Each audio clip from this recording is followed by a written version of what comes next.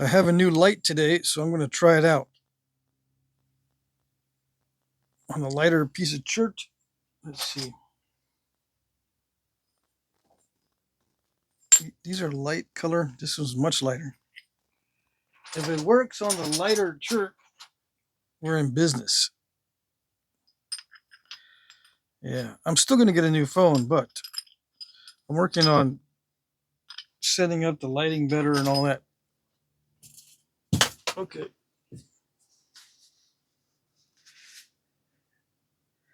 I've already cut up the glove.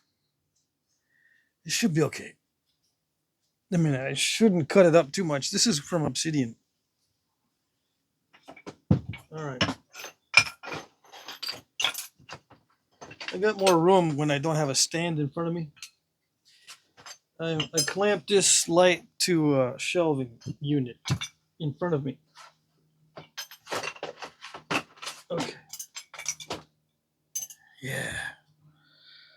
It's a lot better. I don't have to worry about bumping my feet up against a light stand.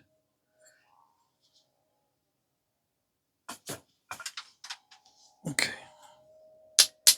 I got the door partially open. It's still light out. I'm gonna nap again later on with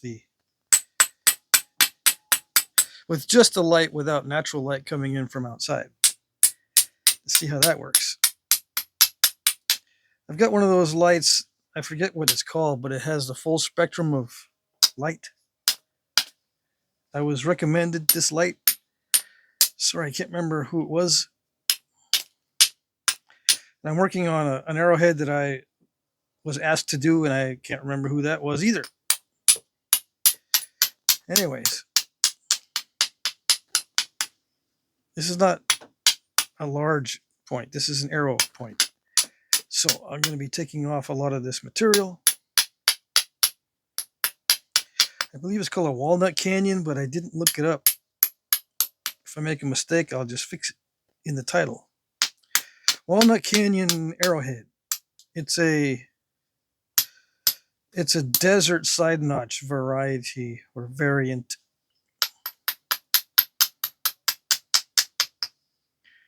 Yeah.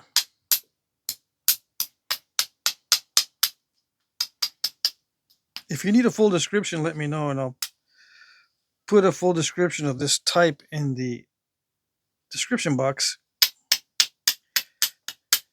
I'm assuming I was requested to do this because the person lives in the area where this is found.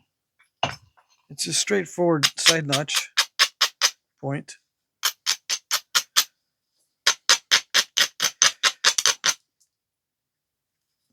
Yeah. So, but if you don't have all the info on it, just let me know. I'm pretty sure I got info on this type.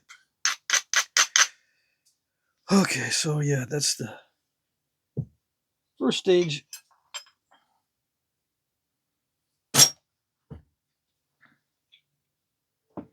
Mm-hmm. Yep. Is it still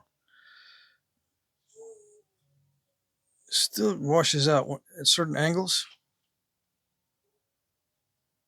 All right, let's see.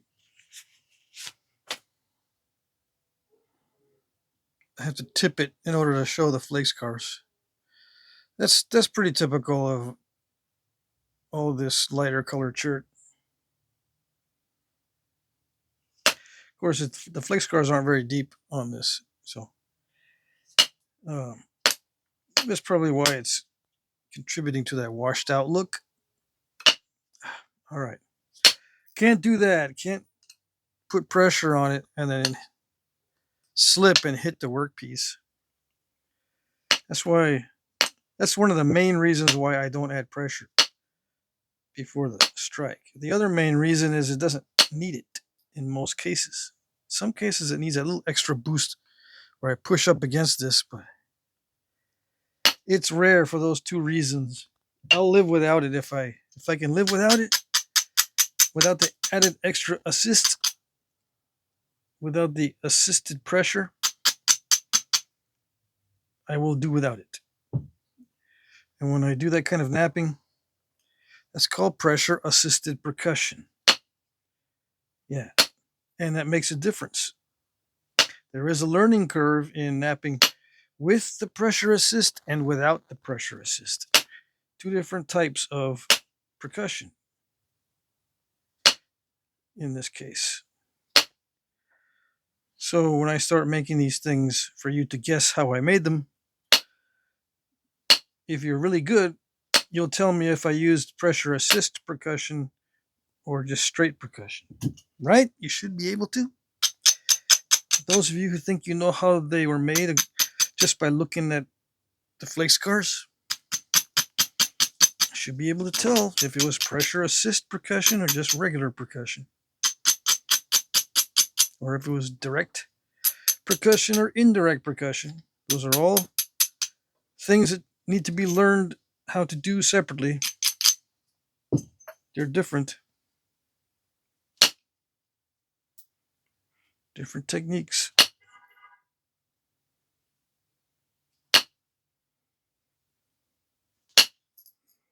When am I going to start that series? When I have more time. Yes. Because I still need to brush up on some new techniques. I'm not going to be using all the old techniques. That'd be too easy for you guys. Yeah, you should be able to tell me if I'm using a new technique or not.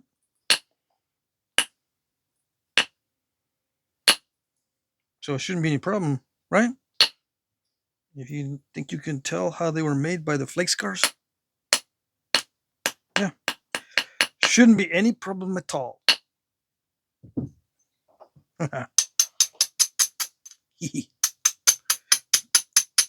Yeah, I'm being sarcastic, of course.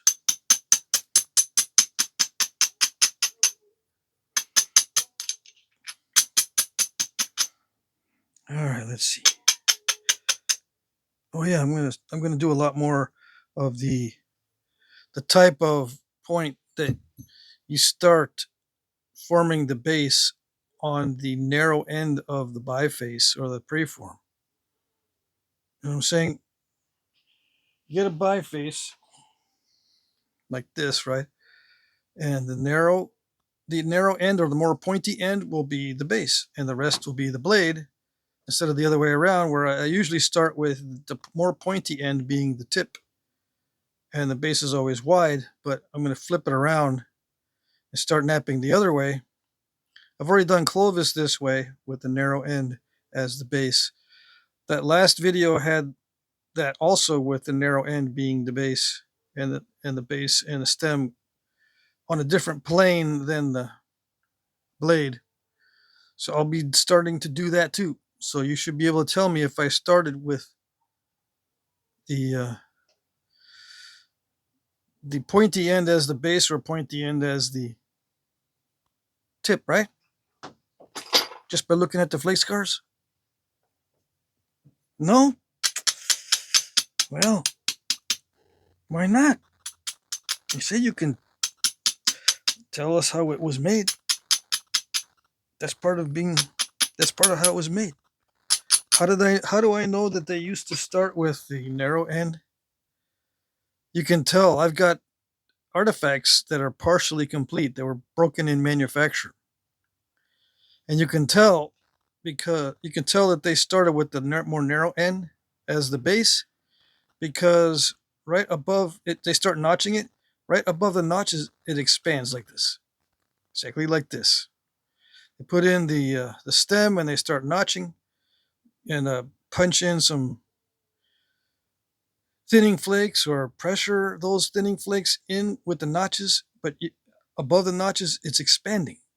Whereas if I were to do it here and put the notches in, the blade is either straight or contracting. On the artifacts that I've got, it's widely expanding like this, just above the notches, and a lot of times it's broken right across like that. So that means they put the base in first, and then they were really trying to get some big old flakes off of the blade, and they snapped the whole thing. Why would they start like this with the narrow end as the base? Well, many times it helps to cut down on breakage. once you get good at doing it that way, I think it's a breakage prevention strategy, because I find it more difficult to break when I'm doing the stem on a more narrow area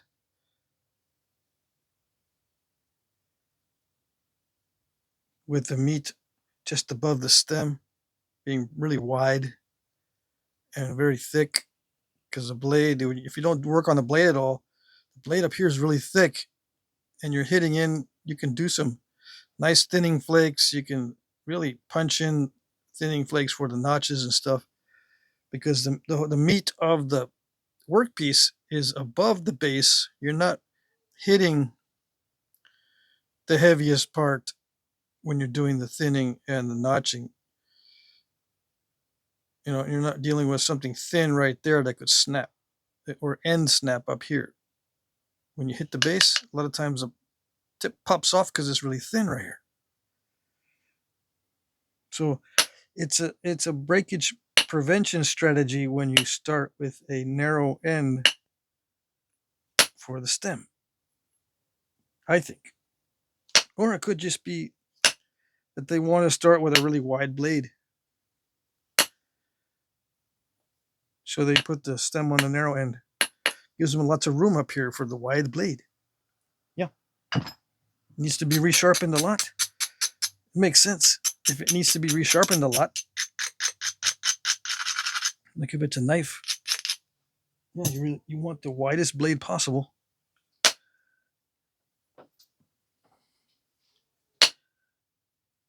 That kind of thing. Or maybe it just made sense to whoever was doing it that way. Yeah. Who knows?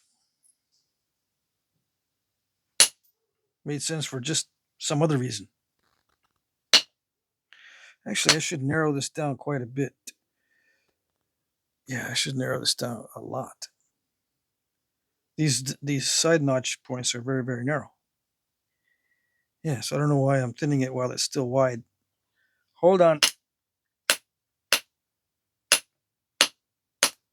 This is a heat treat, it looks like. So yeah, I'll sacrifice this and be wasteful because I'm working on a specific point type. Yeah. And I want a light colored shirt to see if this lighting is any better on these light shirts. I want to see if, well, I want to know if we can see the flake scar as well. We can see them if I tip it, which is typical, but I want to see if it's any better as far as the light spectrum, because this particular type of light, like I said, is supposed to capture or supposed to display the whole spectrum of light. So if I have like a sheen like this,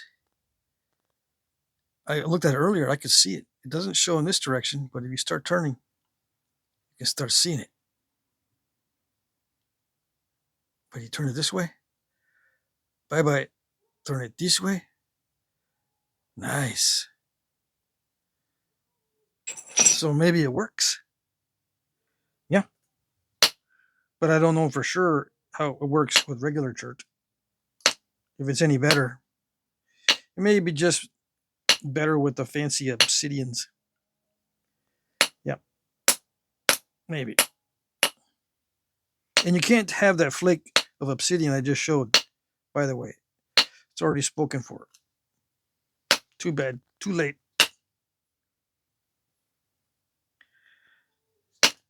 I got more of this kind of stuff, though. But you'll say, nah, I got a lot of it. I got a lot of chert. I raided 18 people's waste. Knapping waste. Debitage. I got plenty of this now. I don't want that.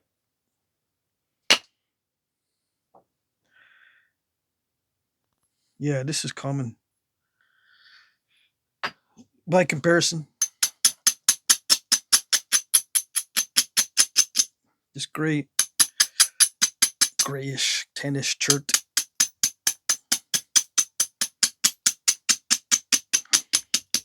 Okay, now we're closer to the what the preform looks like for the Walnut Canyon.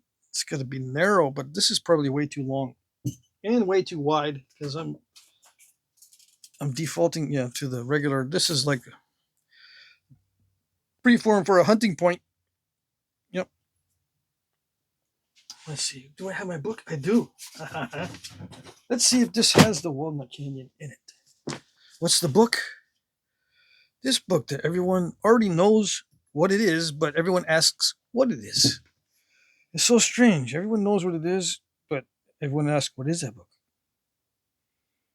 All right, let's see. I think it's from the Southwest. UVW. Yep, here it is. Walnut Canyon Side Match. Look how tiny it is compared to mine. I'm already starting with that little dart point. Dang it. It's got a deep basal concavity in many cases, not always. And it's got like these little bitty notches. Sometimes they're a little bit deeper. And sometimes these barbs are pointy, sometimes they're rounded. There's variation. Sometimes the blade appears really skinny. Sometimes it's rather wide, like this one. There's lots of variations, and I bet you they would all be in the same set. This is white chert. These three look like they were found together because they're the same Pima County, Pima County, Pima County. They could all be conceivably in the same arrow set. Yeah, I'm not kidding. Remember, they can be different as long as the foreshafts make up the weight, so you can match the weights. All right. Okay, so this needs to be. This is way too huge. Let me get another piece. Dang it! I knew it. What'd I tell you? 17 minutes wasted. But no, I'm gonna make something else out of it. Where's a good piece? I got lots of this Georgetown stuff, so let's break this up.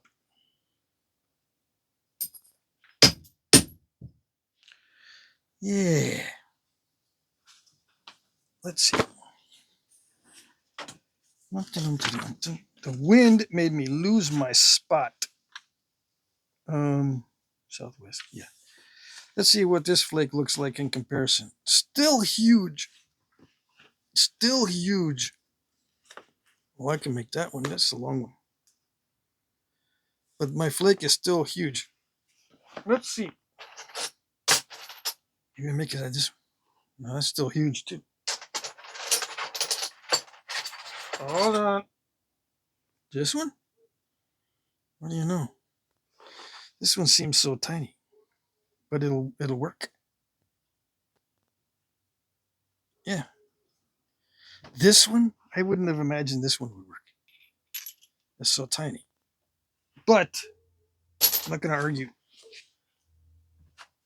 I'll argue with it when I'm starting to make something out of it. Yeah. Well, what's the size that I'm starting with? Little 1 3/4 measly. Yeah. Okay. Tip and base. Tip and base. Where is the tip and base? All right, this is the base down here. This is the tip up here. Yes, let's see. Is it thick enough? I think it's thick enough. Why would it not be thick enough? Well, look at it. I'm not going to nap too much of the tip. It's already really, really thin. I just want to make sure it's not too thin. Sometimes it's too thin.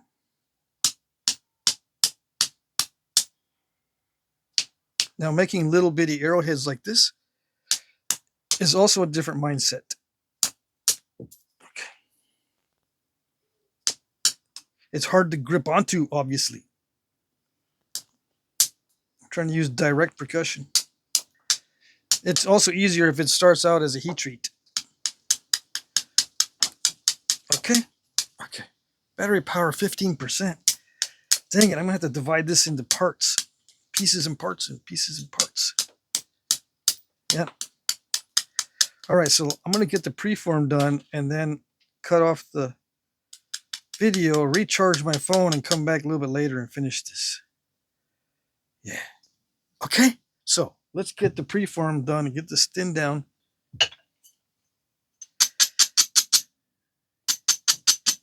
I have about 15 minutes left on the battery power. 15% means about 15 minutes.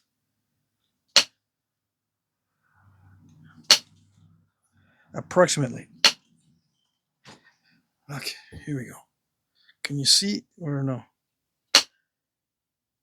I'm keeping it further away from the camera because it tends to become blurry when it's up close.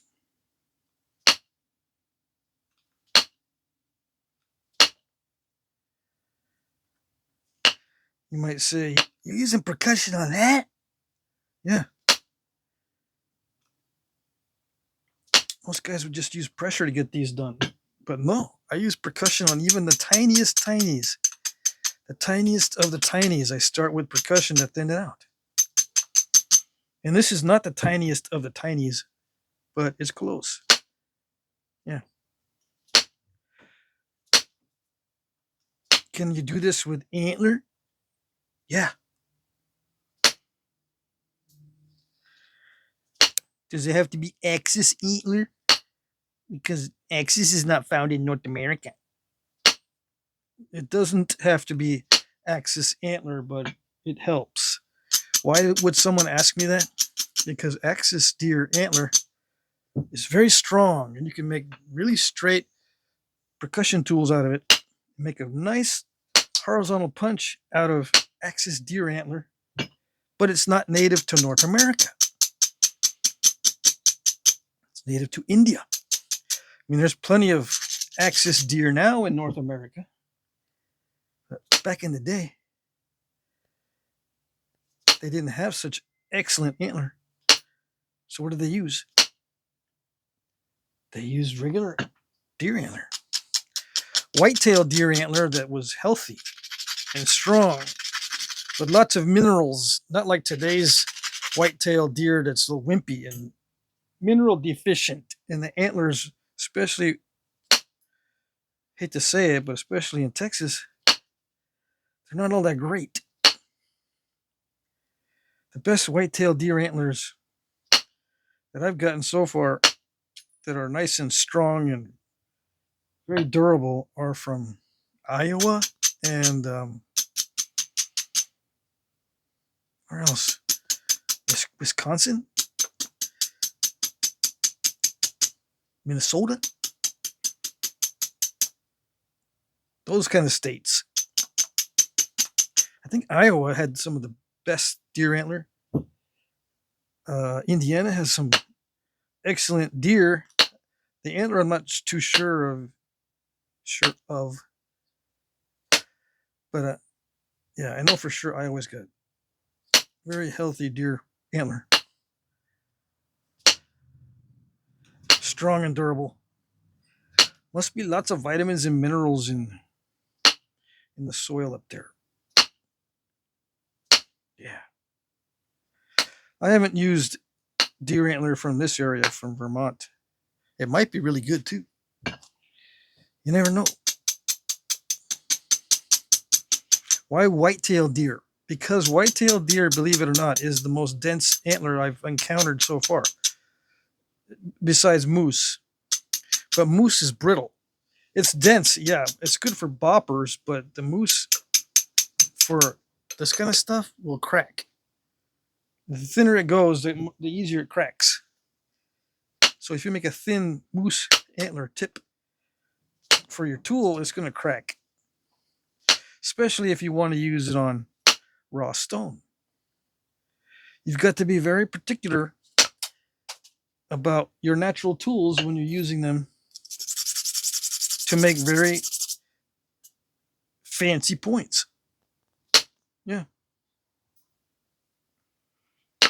That's how they did it. Because what's the alternative? they don't have any alternatives. They've got to get good at what they got. They got to make doo-doo with what they got. And if it's way better than doo-doo, then somebody's got some practice.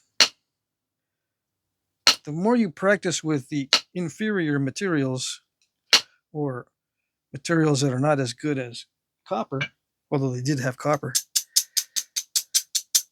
in order to get good at the materials that are not that good, you've got to practice and practice and practice, and then work with the stone and find the right stone. Heat treat the stone or nap around it and get rid of all the bad areas and just finish your points out with just the good stuff in the particular spall or nodule. Yeah, you've got to be a little more picky about how you're napping when you're using these tool materials that are hard to work with.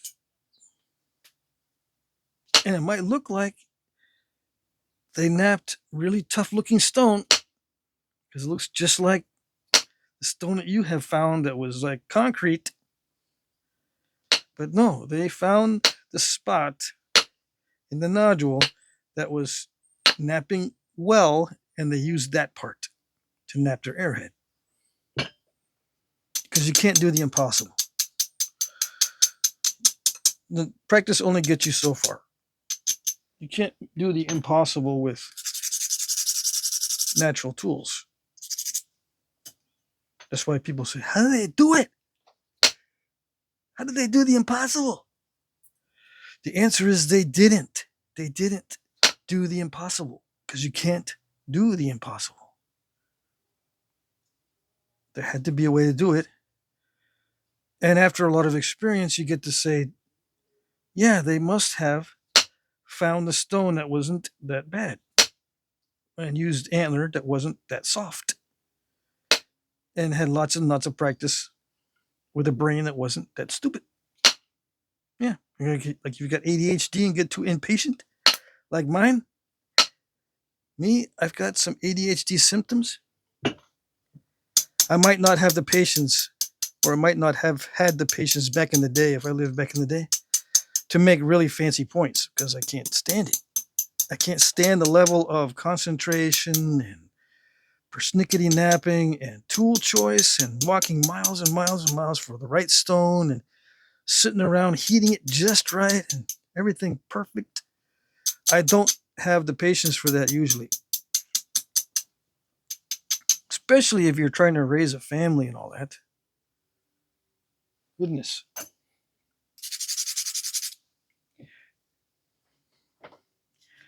So either the really young guys or the really old guys, or, they teamed up. The really young guys and the elders teamed up to do the napping because the guys in the middle are having families. They can't spend too much time on this stuff. That's my take. Yeah, so if you want to make fancy points with natural materials, it takes a lot more patience than doing it with the fancy copper. Although, like I said, they did have copper, but the tools that we tend to find that might be napping tools made of copper are thin, like thin pressure flakers and awls, AWLS, awls. They call them awls, but they may be pressure flakers. But they have found these things out of copper, made out of copper, that are called awls or needles or something, that they could have been using for notching and blade sharpening and stuff like that to make them really fancy. And a tool tip with copper can thin this down a lot from a thick chunk, and then they work the rest of it with the antler once they got it thinned down. Because doing this with the antler wears the antler down quite a bit, and you can crack it. You crack the antler, which bums you out and stuff.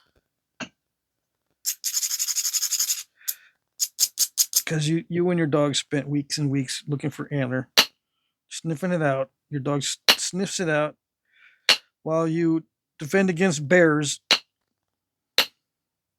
Your dog sniffs out the antlers. You're gone for a week or two living out in the cold, hunting and hiking 30 miles each way, uphill each way. Yeah, that sort of thing. Just to find antlers. Just to mess it up? No.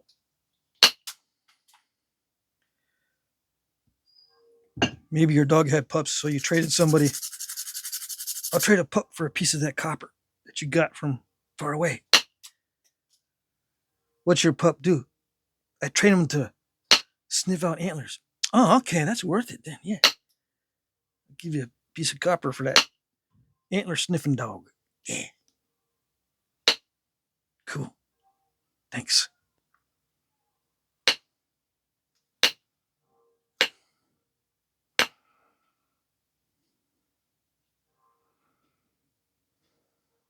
All right. 31 minutes. I got to go recharge the phone. Besides, the bell is tolling. Time to quit before I break it.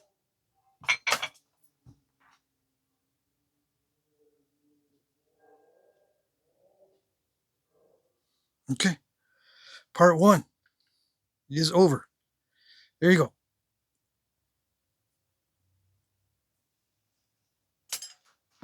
That's it.